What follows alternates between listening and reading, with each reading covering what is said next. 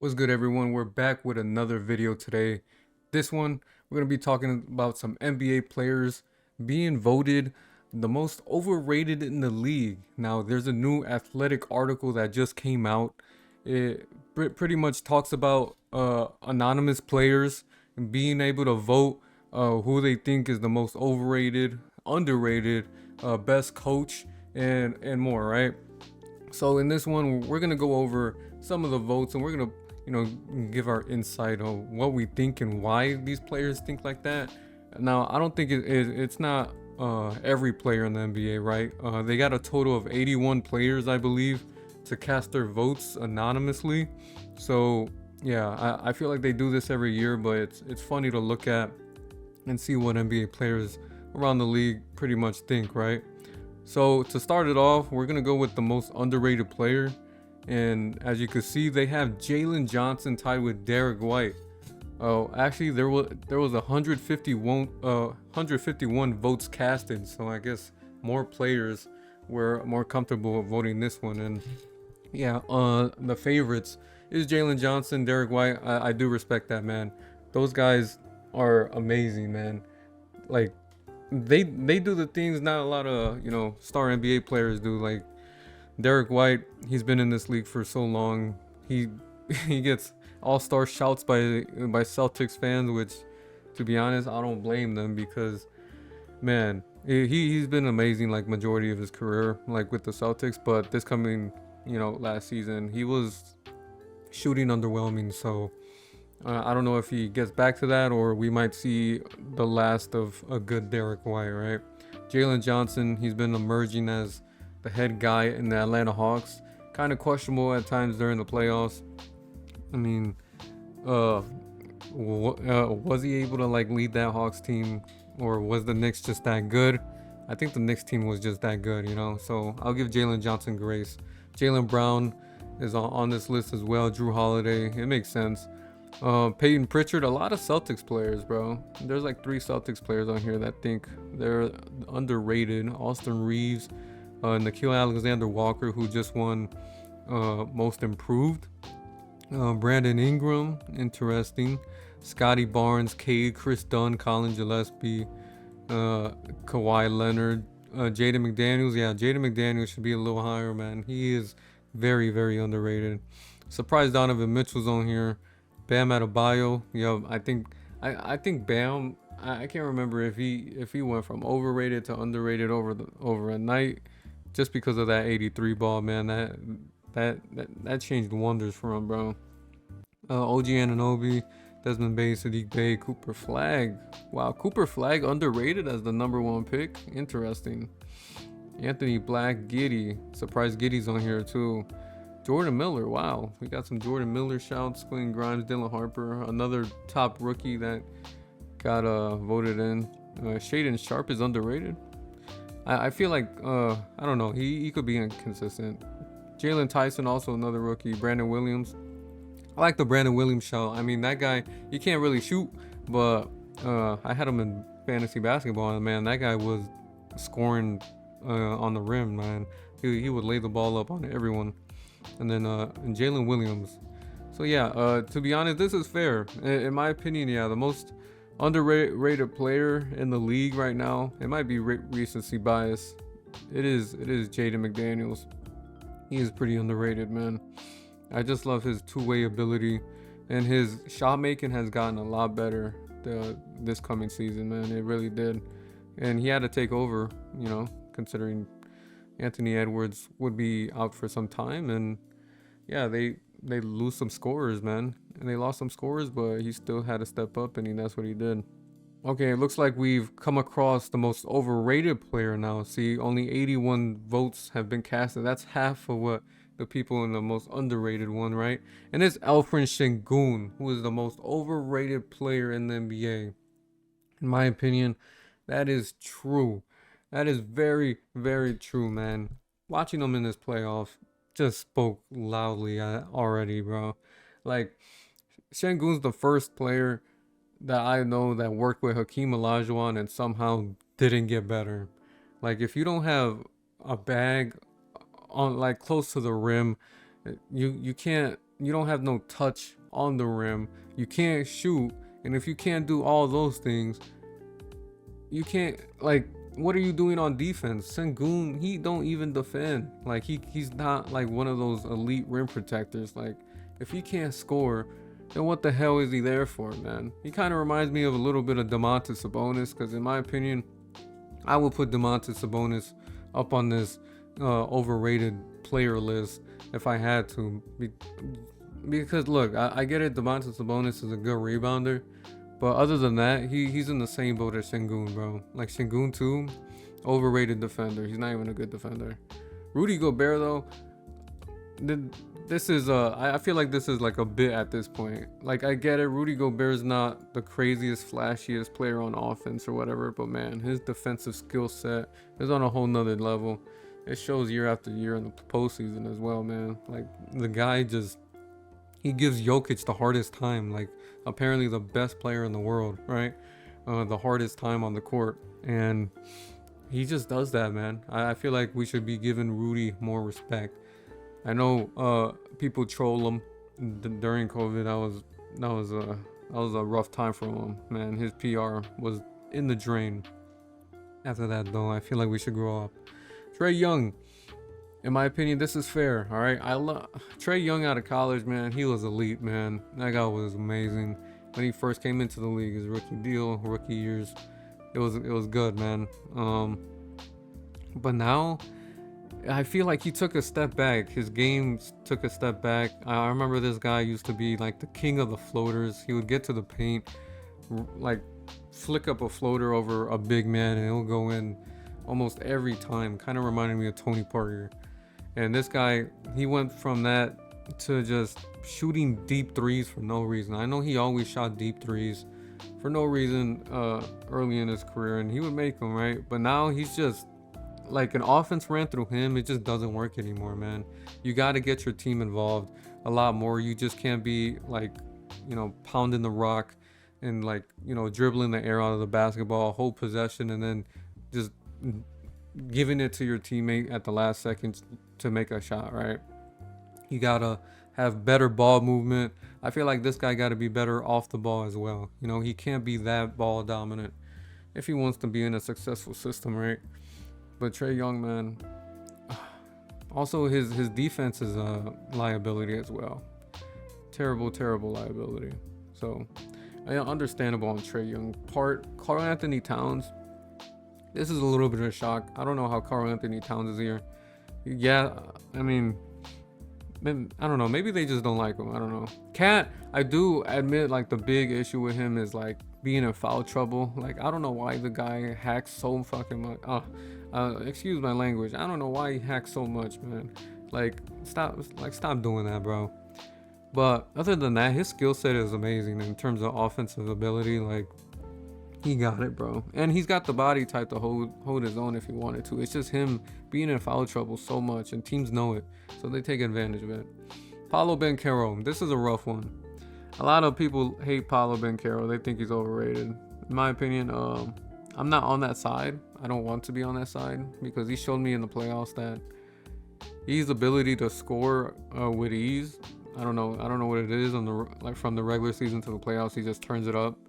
Besides that, game 6 that he had, where it wasn't the best game, where he shot 4 for 20, and they were up like 20 something, and they blew it, right?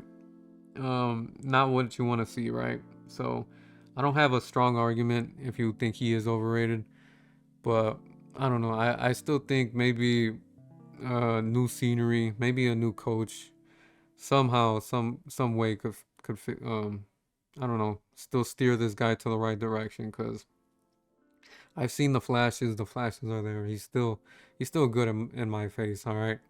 But that's for another day. Ja Morant, this guy hasn't played a lot of basketball recently. Makes sense. Ja Morant, with his skill set and with him being age, I think it comes with age too.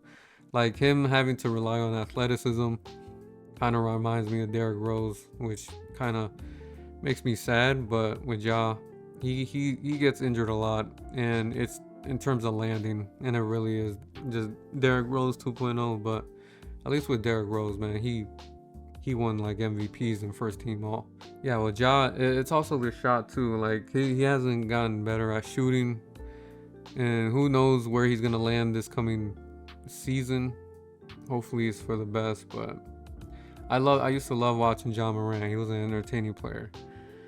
Denny Adia, I think it's more towards. I don't know if the NBA players think like this, but maybe like from the NBA player standpoint, I think they think that he's just a slimy foul baiter, man. Because there's been games I watched during the regular season. This guy will have more free throws made than field goals made. Like, he'll still end up somehow with like 20 plus points and only have like 3 field goals made, 4 field goals made. Because majority of his free throws are like 15 free throws made like the entire night. Like, I get what they mean by that. This guy, he knows how to drive, man. He knows how to get to the line. Like this coming season, it really showed that he got a superstar whistle.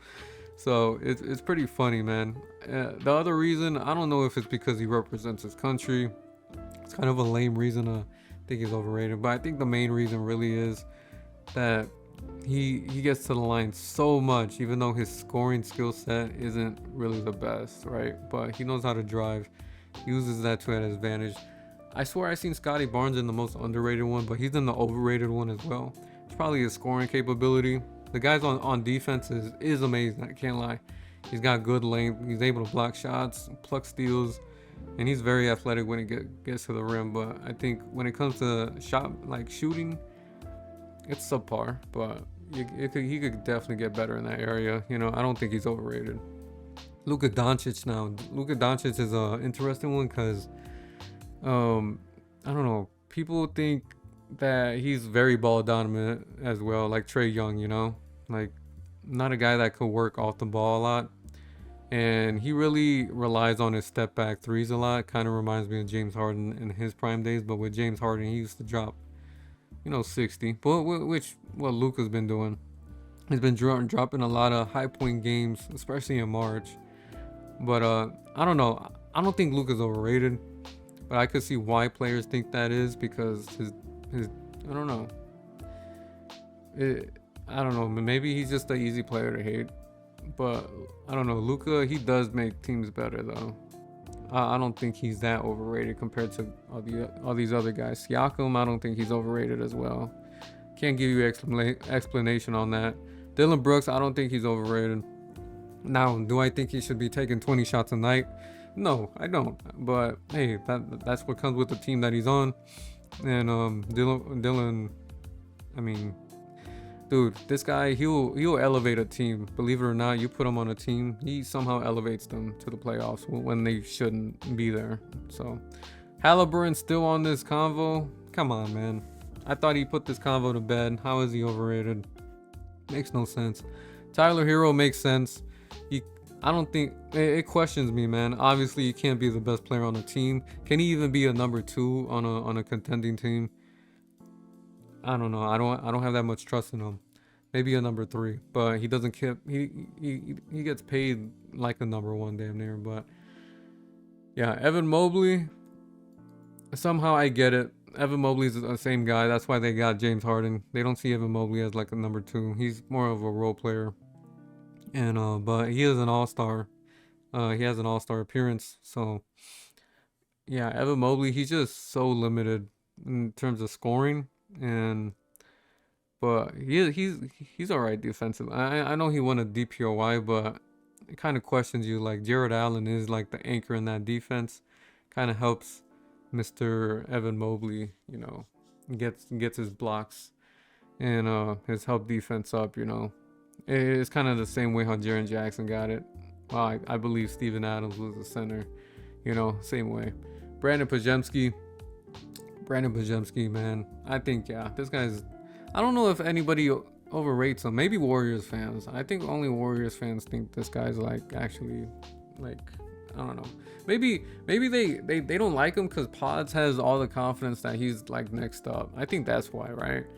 It's definitely a Pods personal thing. And then here we go, Domantas Sabonis. I fear that he's a little too low on the survey. I feel like he should be higher, but whatever. whatever. Now I want to see if there's some quotes. Uh, Apparently, yeah, one of the skepticism from his peers is that he's crying. With Alfred Sengun, by the way, that he's crying on every play. He's talented, but dude, just play hard. Makes sense. He does. He does cry for a lot of fouls, but nowadays, who doesn't, right? Here's which current coach aside from your own do you find the most impressive? 146 votes casted, and they had a vote on a not their own coach. Majority is Joe Mazzulla. Interesting. Now, in hindsight, do players still think this, or do they just think, hey, with the Celtics team, maybe they just weren't as talented as they portrayed the league as with this 57 win team, second seed. You know, I mean, Joe Mazzulla, I'll give him props, man. He gave this Celtics team, like, who was on gap year, right?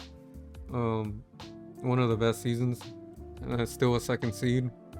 So props to that. But man, him in the playoffs is questionable now. Now that I think about it, I don't know what game plans changed during the playoffs between the regular season. Like, maybe he's just, I don't know. Because that 1 year he had with that finals run, I mean, that Celtics team was amazing, bro. From top to bottom, depth piece after depth piece, star after star. It was a super team, and it was the most obvious super team there. And Joe Mazzulla was at the helm. But after that, a lot of series blown, bro. Like the one against the Knicks last year, and then the 3-1 lead against the Sixers. Kind of makes you think a little bit. Just makes you think a little bit. Mark Daigneault, much respected for sure. I mean, now this is a guy who's actually coaching a super team right now, right? That Thunder team is amazing, especially in a defensive standpoint. Them being top defensive team year after year now explains a lot. JB Bickerstaff, understandable. Former Cavs coach, going on to the Pistons, giving the Pistons a 60-win run, coming back from a 3-1 lead. Understandable. Eric Spoelstra. This guy's been getting respect for a decade now, over a decade. This guy, he is still one of the best. I mean, somehow he makes that Heat team still have some heartbeat. But I don't know. I would love to see Eric Spoelstra with an actual good team, but that's for Pat Riley to, get things shaken. Jordan Ott, I love this vote, man. This guy made the Suns team go from nothing to something in a 1 year span. Because, man, no one expected the Suns to make the playoffs, right? But here we go. I think Jordan Ott, it will be good for them in the long term, because he showed in his first year that he makes his guys competitive, right? Mitch Johnson, yeah, Popovich, he believed in him, and he made a believer in me, making the Spurs team, who was really young, very, very competitive going into the playoffs, man. Charles Lee, I wasn't really a believer in him, coach for the Hornets, but he flipped the switch at the second year with the Hornets, like second half of the year with the Hornets, and it's looked promising. It's looking very promising. I would love to see the Hornets in the playoffs next year. JJ Redick, okay, with the Lakers, understandable. I mean, this guy does know a lot of ball. He knows how to get guys open. Will Hardy with the Jazz, questionable. The guy sits his guys to tank, very questionable. I don't like that sitting guys to tank, man. I don't. I'm not a big fan of it. David Edelman, not a big fan of him either. Just something about him. Not a big fan of him. I think looks to be Jokic made, man. Doesn't make a lot of adjustments, but the Nuggets really love him. I see him as a genius. Rick Carlisle, amazing. I think he's a really good coach, and what he did with the Pacers last season. Steve Kerr, it might be his end is near, man. The end is near for Steve Kerr. And then we got Ty Lue, Quinn Snyder, Kenny Atkinson, Mike Brown, Jordi Fernandez, Ime Udoka. Interesting for the top coaches. Now this is who they think the least impressive coaches are. So this is coaches this got 100 votes. Still a lot of votes in terms of bashing coaches. They'd rather bash a coach than bash a player. Respectable. Brian Keefe, the coach for the Wizards. I mean, do you blame Brian Keefe? I'm not high on him as well. I think they should move on from him, but the talent there on the Wizards isn't good. So, I don't know, 50-50 on it. But I don't know. I feel like he's a guy who sits his guys as well. in the fourth quarter. Like play your guys, play the youngins, play the guys that need experience, man. Don't be sitting them because you want to get a better odds in the lottery, man. I get it, but come on, man. Doc Rivers definitely least impressive, man. This guy's overrated, man. It's so funny how he was able to still get a job after those Clippers days, man. Very hilarious. Doug Christie now, with the Kings. I think with the Kings, the roster construction is very bad as well. But Doug Christie, I mean, questionable too. He's made some questionable timeouts, making no sense. Steve Kerr, funny enough, yeah. I love how Steve Kerr is in both most impressive and least impressive. Billy Donovan. I don't think Billy Donovan's a bad coach. I'm a Bulls fan standing on that. I don't think he's a bad coach. Just his roster, as you see, he made the most of it, and I feel like he'll get a second chance on a different team, and if it's a better constructed roster than the Bulls, he'll surprise a lot of folks. Nick Nurse. I mean, hey, man, not really high on this guy either, but man, the talent on the Sixers really came back from that 3-1 lead. Maybe he did have something to do with it, right? So I'll give him grace for now. Mike Brown on the Knicks. Believe it or not, yeah, I didn't think Mike Brown would be like this much of a step up from Tibbs from last season, but in terms of their net rating, offense and defense and total net rating alone compared to the last couple Tibb years, yeah, it's been better, way better already. So I can't tell if that's from a coaching standpoint or the roster somehow got better, which it's the same roster, just added a little bench unit, right? But yeah, other than that, I think Mike Brown, he's not that least impressive. And then we got like same repetitive names like like Rick Carlisle, Will Hardy, Jordy Fernandez, Jason Kidd's in this. Jamal Mosley, I feel like Jamal Mosley should have been way higher and least impressive because, man, I mean, he got dismissed for a reason. Like, the guy's not a good coach. He was limiting the Magic. With all the talent the Magic have, he was limiting them, right? JJ Redick, Ime Udoka, Kenny Atkinson, Tyronn Lue, Joe Mazzulla. Right, so that's that, man. I think Jamal Mosley was definitely, the least impressive coach, in my opinion.